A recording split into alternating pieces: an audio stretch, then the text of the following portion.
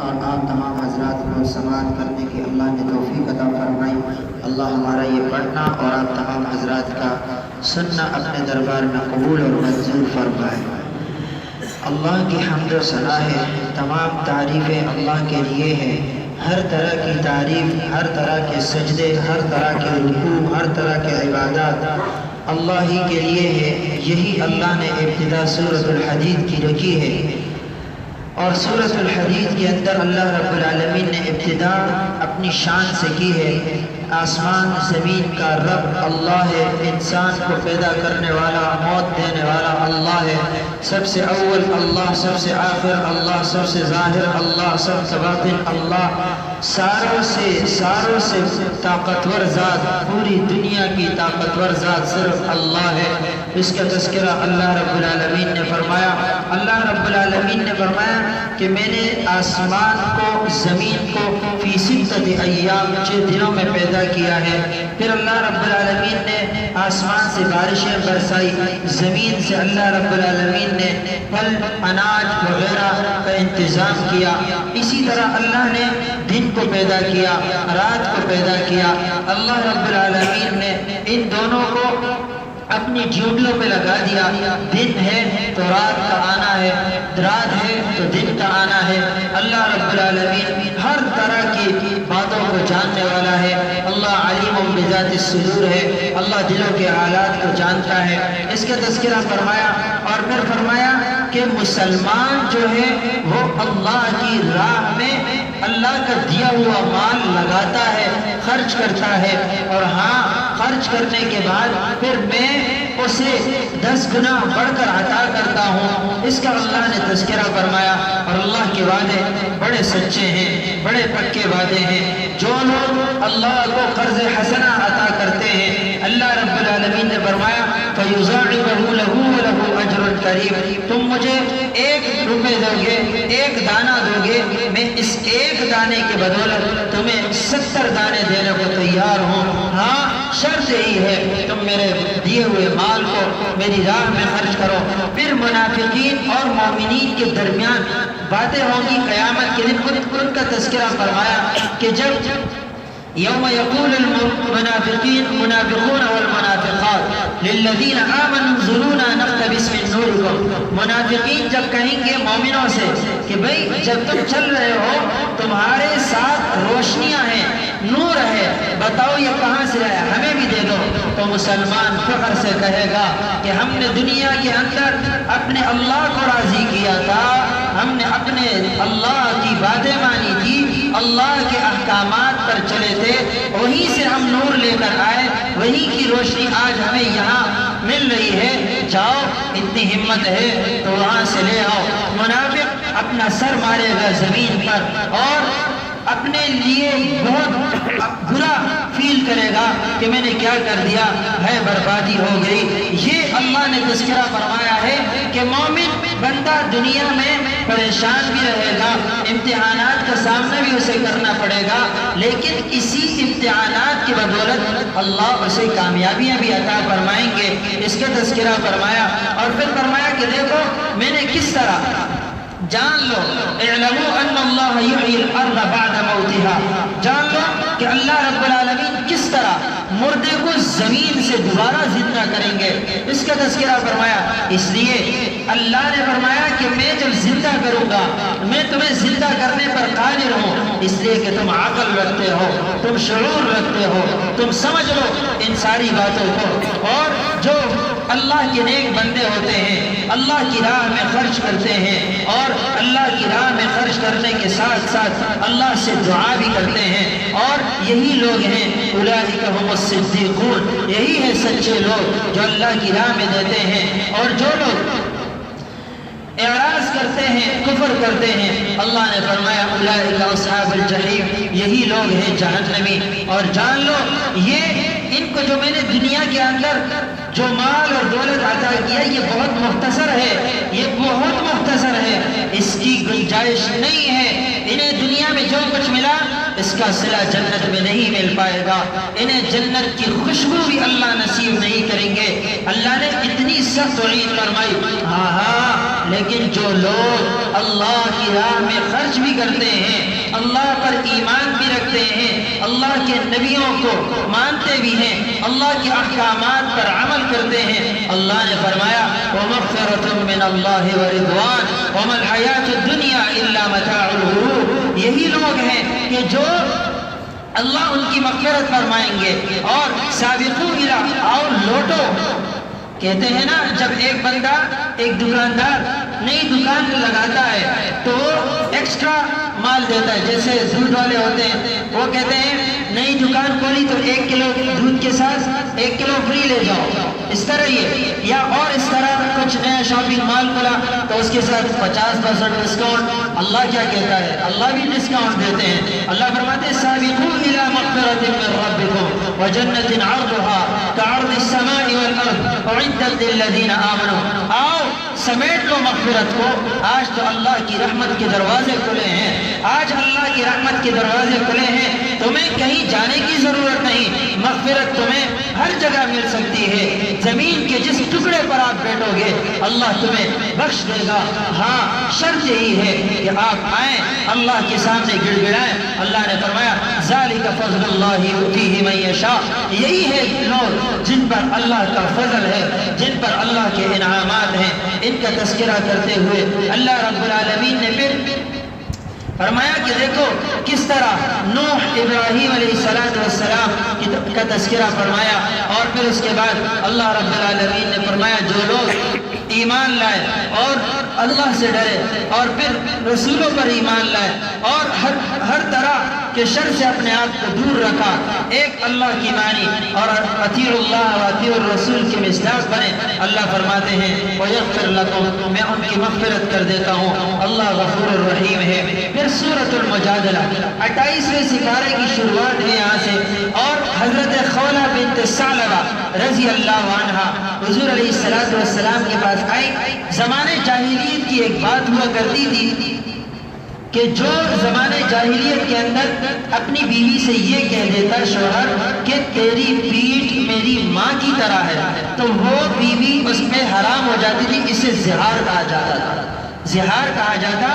تو حضرت خولہ بنت ثعلبہ کے شوہر نے انہیں اسی طرح زہار کہا، زہار۔ تو یہ اب گھبرا گئی کہ مجھے تو طلاق ہو گئی، کیونکہ طلاق تو بہت گندی چیز ہے اور اللہ کو اس زمین پر سب سے بری اور ناپاک چیز جو ہے وہ طلاق ہے، اللہ کو ناپسندیدہ عمل ہے۔ تو یہ حضرت خولہ بنت ثعلبہ حضور کے پاس تشریف لائی، حضور علیہ السلام سے کہا یا رسول اللہ انصاف کیجئے۔ حضور علیہ السلام خاموش رہے، فرمایا یہی تو حکم ہے اللہ کے حضور۔ حضرت خولہ بنت ثعلبہ نے ہاتھ اٹھائے اور اللہ سے مانگا یا اللہ میری مدد فرما۔ حضرت عائشہ صدیقہ رضی اللہ عنہ فرماتی ہیں کہ میں اتنی قریب تھی حضور اور حضرت ثعلبہ کے سے قریب کہ ہمارے دونوں کے درمیان ایک پردہ یہ درمیان میں تھا۔ ایک پردہ کیا ہے؟ ایک ناخن کے برابر ہوتا ہے نا۔ فرمایا میں نے ثعلبہ کی آواز نہیں سنی، اللہ نے آواز سن لی۔ اللہ نے فرمایا الذین یظاہرون منکم من نسائہم ما ہن امہاتہم ان امہاتہم الا اللہ ولدنہم۔ محمد عربی علیہ السلام پر یہ آیتیں اتری، فرمایا کہ آج کے بعد جو بھی اس طرح کی بات کرے گا ہاں اس کی بیوی کو طلاق نہیں ہوگی، بلکہ وہ کیا کرے گا؟ وہ ایک غلام آزاد کرے گا۔ اگر اس کی بھی استطاعت نہیں 60 روزے لگاتار رکھے گا، اس کی بھی استطاعت نہیں تو 60 مسکینوں کو کھانا کھلائے گا۔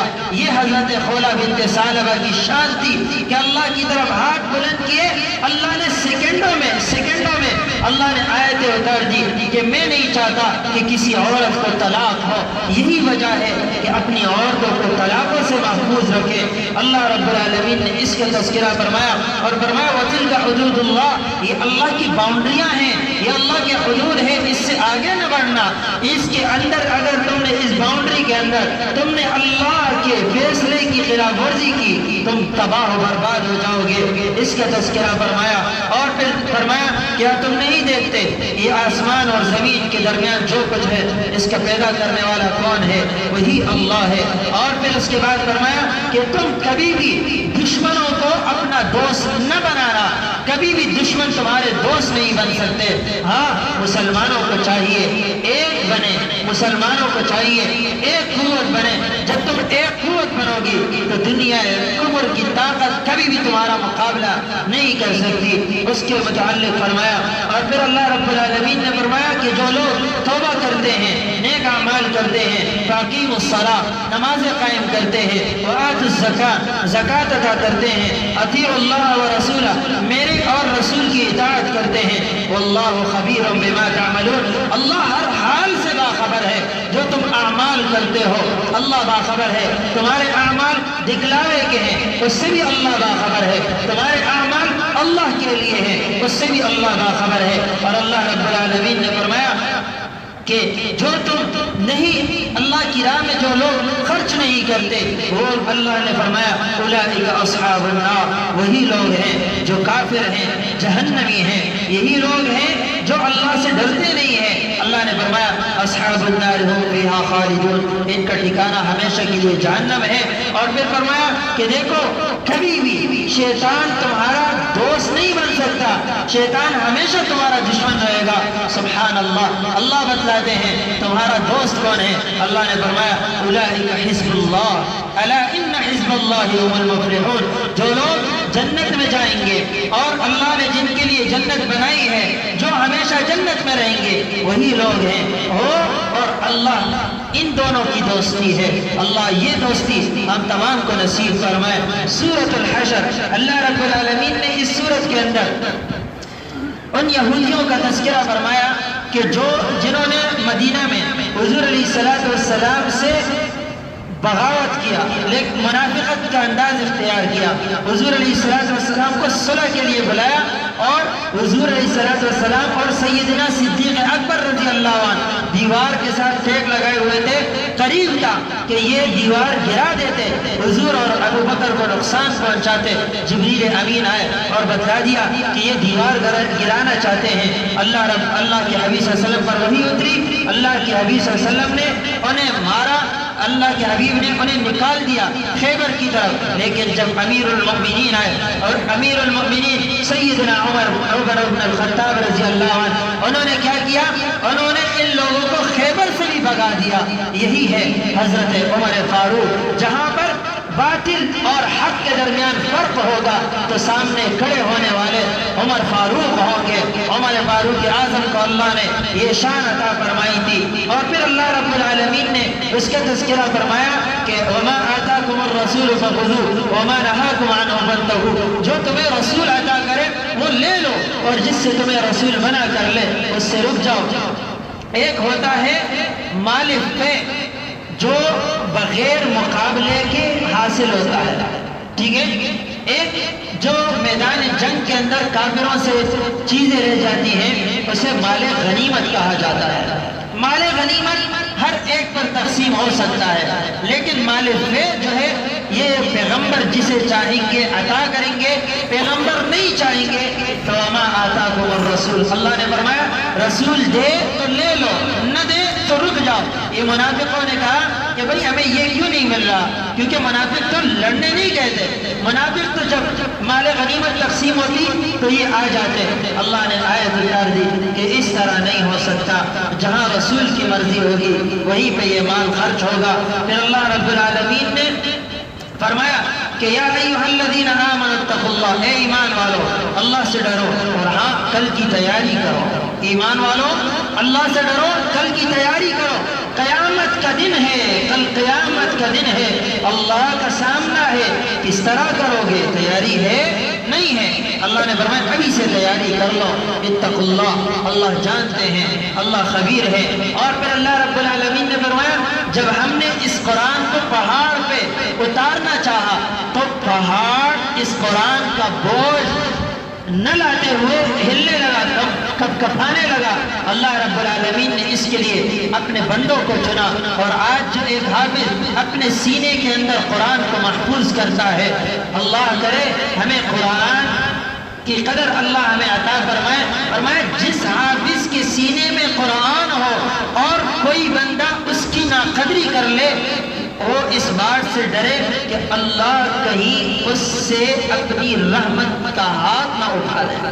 یہ اتنی سخت وعید ہے کہ حافظ قرآن کی تو ہر جگہ آپ نے ادب اور احترام کرنا ہے۔ جس قرآن کو پہاڑ نہیں اٹھا سکتا، ایک بچہ سینے میں قرآن لے کر گھومتا پھرتا ہے، یہ کوئی معمولی بات نہیں۔ پھر اللہ نے عرش کے نیچے کی خزانے بتائے ہیں، وہ اللہ الذی لا الہ الا ہو، غیب کا علم اللہ کے پاس، رحیم ذات اللہ ہے، اور قدوس ذات اللہ ہے، سلام ذات اللہ ہے، مومن اللہ ہے، مہیمن اللہ ہے۔ یہ ساری صفات ہے، اسماء اللہ تعالی الحسنى ہے۔ اللہ کے حبیب صلی اللہ علیہ وسلم نے فرمایا جو شخص ان ناموں کو یاد کرتا ہے اللہ اسے جنت الفردوس عطا فرماتے ہیں۔ تو آپ تمام حضرات ان ناموں کو یاد رکھیں۔ وہ سورۃ الممتحنہ ہے، اس سورت کے اندر اللہ رب العالمین نے ایک طریقہ بتلایا ہے کہ معاشرے کے اندر کیسا رہا جائے، اور جس طرح رہا جائے تو اپنے بڑوں کا بھی ادب اور احترام، اور ہاں منافقت کبھی نہ کرنا۔ اللہ کو یہ باتیں پسند نہیں ہیں۔ ہمیشہ اللہ کی راہ میں لٹاتے رہنا۔ اللہ کی راہ میں بندہ جتنے بھی خرچ کرتا ہے اللہ اس سے بڑھ کر عطا فرماتے ہیں۔ اللہ کی راہ میں لڑتے رہنا، جہاد کرتے رہنا، اور ہاں اپنے دشمن کے سامنے ایسے کھڑے رہنا کہ دشمن تمہیں ہلانا بھی چاہے تو نہ ہل سکو۔ اس کی زندہ مثال حضرت احمد علی لاہوری رحمۃ اللہ علیہ کی دیتا ہوں کہ جب جیل میں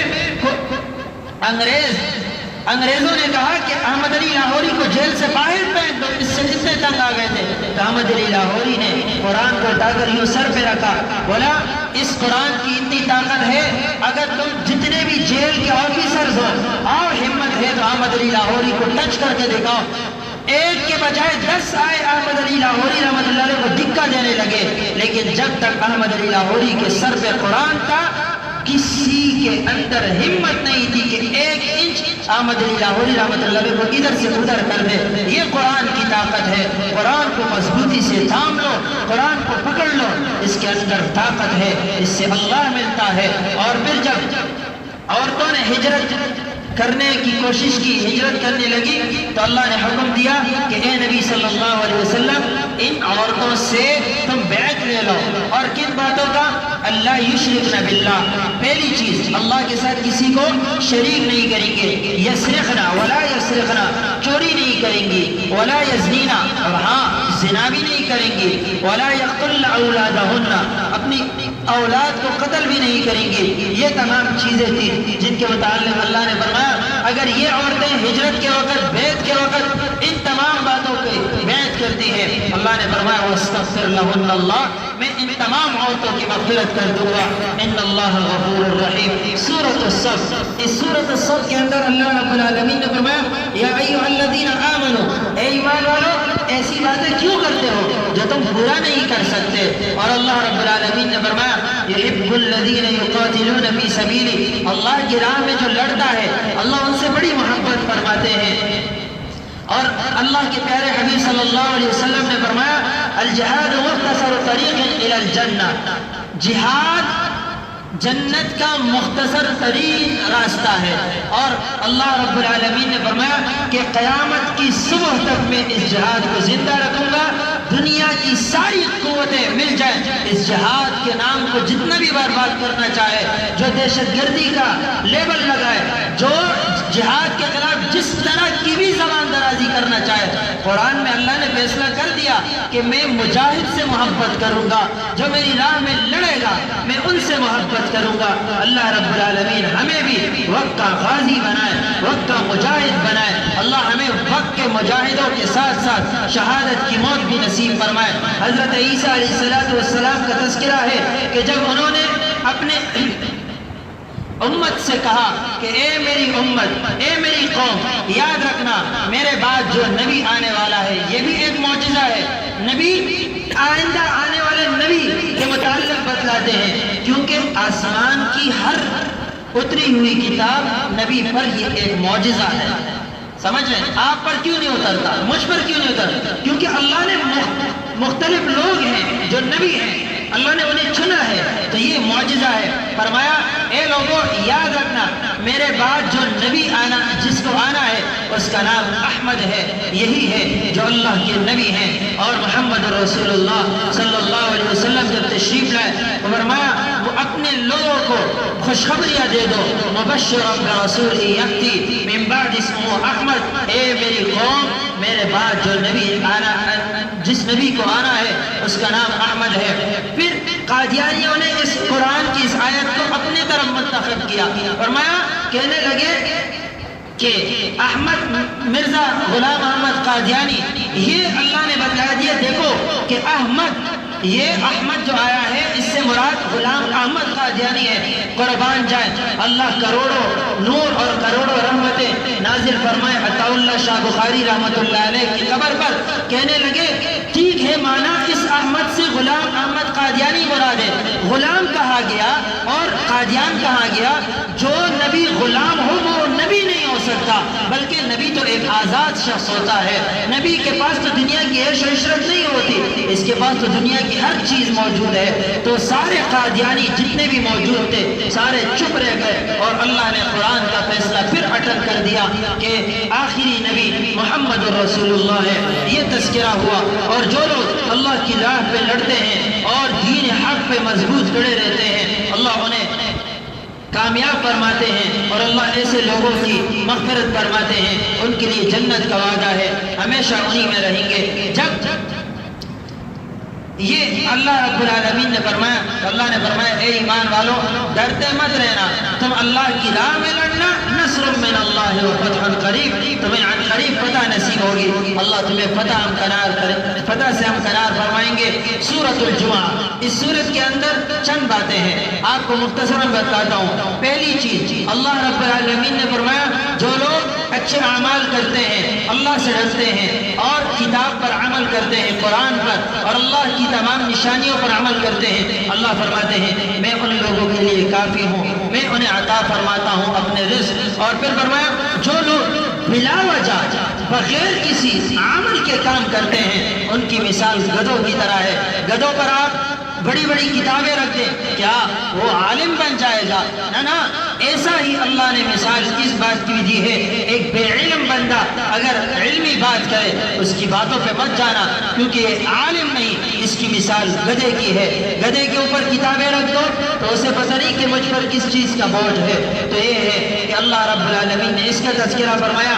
پھر حضور علیہ السلام خطبہ دے رہے تھے تو کچھ لوگ آئے اور انہوں نے سامان تجارت اور اپنے تجارت کا سامان لایا تو سارے لوگ خطبہ چھوڑ کے بھاگنے لگے. اللہ نے آیت اتار دی اذا نودی للصلاة من یوم الجمعہ فاسعوا الى ذکر اللہ. جب بھی جمعے کا وقت ہو اپنے کاروبار کو بند کر لو، پہلی چیز جمعے کی نماز پڑھو. جمعے کی نماز کے بعد اللہ نے فرمایا واذکروا اللہ کثیرا، پھر زمین میں پھرو، فانتشروا فی الارض، پھیل جاؤ اور میرے رزق کو تلاش کرو اور اللہ کا ذکر ادا کرو، شکر ادا کرو، اللہ کا ذکر کثرت سے کیا کرو. اللہ رب العالمین ہر طرح کے رزق دینے پر قادر ہیں. سورۃ المنافقون، منافقوں کا تذکرہ ہے اس کے اندر. اللہ رب العالمین نے منافقوں کا حال بتایا کہ منافقوں نے کہا کہ کہہ دو کہ محمد عربی علیہ السلام دنیا کی سب سے نعوذ باللہ ذلیل شخص ہیں. تو عبداللہ بن ابی نے اس طرح کی بات کی اور میں مدینے میں رہوں گا،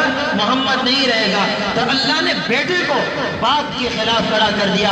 عبداللہ بن ابی کے بیٹے کھڑے ہوئے اور کہا کہ بولو اگر تم نے یہ نہیں کہا کہ میں ذلیل محمد عربی علیہ السلام بالکل اچھے سچے نبی ہیں تو میں تمہارا سر قلم کر دوں گا. تو عبداللہ بن ابی اپنے بیٹے کا روب دیکھ کر، دبدبہ دیکھ کر ڈر گئے. اور ہمیشہ منافق اسی طرح ڈرتا رہتا ہے اور اس نے یہی کہا ذلیل میں ہوں، عزت والا محمد الرسول اللہ ہے. یہ اللہ رب العالمین نے تذکرہ فرمایا کہ منافق ڈرپوک ہیں، منافقوں سے مت ڈرو اور اللہ کی راہ میں خرچ کرتے رہو. سورۃ التغابن، سورۃ التغابن کو تغابن اس وجہ سے بھی کہا جاتا ہے کہ جب قیامت کے اندر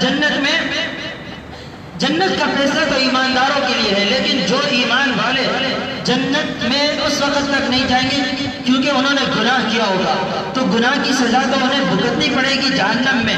تو جو جنتی ہوں گے ان جنتیوں کے جگہوں پر حملہ کریں گے، یعنی قبضہ کریں گے۔ تو اللہ نے یوم التغابن اس وجہ سے بھی کہا۔ اور پھر اللہ رب العالمین نے فرمایا کہیں تمہارے لیے مشکل کا سامنا کرنا پڑے، مشکل آئے، مصیبت آئے، سورہ تغابن پڑھ لیا کرو، انشاءاللہ آپ کی مشکل حل ہو جائے گی۔ یہ اللہ رب العالمین نے فرمایا۔ اور اللہ رب العالمین نے فرمایا ایک اللہ ہے جو جنت بھی عطا کرتا ہے، وہی اللہ جہنم کے فیصلے بھی فرماتا ہے۔ اور ہاں، اپنی اولاد کو قتل مت کرنا، اپنی اولاد کو ہمیشہ اچھے طریقے سے پالنا اور ان کی اصلاح فرمانا، اور جو مصیبتیں تم پر آتی ہیں وہ تمہارے اعمال کی وجہ سے آتی ہیں۔ اور پھر اللہ رب العالمین نے فرمایا انما اموالکم واولادکم فتنہ۔ ایک مرتبہ حضور علیہ السلام خطبہ ارشاد فرما رہے تھے، حضرت حسنین کریمین آئے، حضرت حسن اور حضرت حسین رضی اللہ عنہ۔ جب یہ تشریف لا رہے تھے تو بچپنا تھا، بہت چھوٹے تھے، حضور نے خطبہ چھوڑا اور ان دونوں کو گلے سے لگایا اور ایک کو ادھر اور ایک کو ادھر بٹھایا، اور پھر یہ آیت بتا دی انما اموالکم واولادکم فتنہ۔ لیکن یہ اولاد تو فتنہ نہیں تھی، لیکن دیکھیں کس طرح اولاد سے محبت ہے۔ اولاد فتنہ اس وقت بنتی ہے جب وہ آپ کا نافرمان ہو، یہ فتنہ ہے۔ جب وہ دیندار ہو تو انما اموالکم واولادکم نعمہ ہے، پھر وہ نعمت ہے۔ جب صالح ہوگی تو نعمت، نافرمان ہوگی تو پھر فتنہ ہے۔ اللہ رب العالمین ہمیں تقوادار بنائے۔ سورۃ الطلاق کے اندر اللہ رب العالمین نے فرمایا کہ جب تم اپنی بیوی کو طلاق دے دو تو طلاق دینے کے بعد اسے گھر سے نہ نکالنا، جب تک اس کی عدت پوری نہ ہوئی ہو اس وقت تک اسے گھر سے نہ نکالو، نہ اسے نکلنے دو نہ تم نے نکالنا ہے۔ اور ہاں، اگر اس کا شوہر مر جائے اور وہ حاملہ ہے تو اس کی عدت کیا ہے؟ وضع حمل ہے۔ بچہ پیدا ہوا، اس کا حمل ختم، بچہ پیدا ہوا، عدت ختم ہو جائے گی۔ یہ اللہ رب العالمین نے اس میں تذکرہ فرمایا ہے۔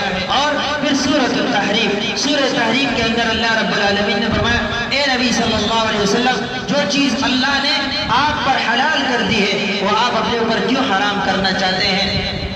حضرت زینب بنت جحش رضی اللہ عنہ کے گھر میں حضور علیہ السلام، حضور صلی اللہ علیہ وسلم کو شہد بڑا پسند تھا، بہت محبوب۔ حضور علیہ السلام شہد بہت کھایا کرتے تھے، تو حضرت زینب بنت جحش کے گھر تشریف لے گئے تو انہوں نے اب شہد پیش کیا، تو جوڑیاں ہوتی رہتی ہیں، حضرت عائشہ اور حضرت خدیجہ، حضرت حفصہ رضی اللہ عنہ، یہ دونوں اپنی رازدار بھی تھی، دوست بھی تھی، سہیلیاں بھی تھی نا۔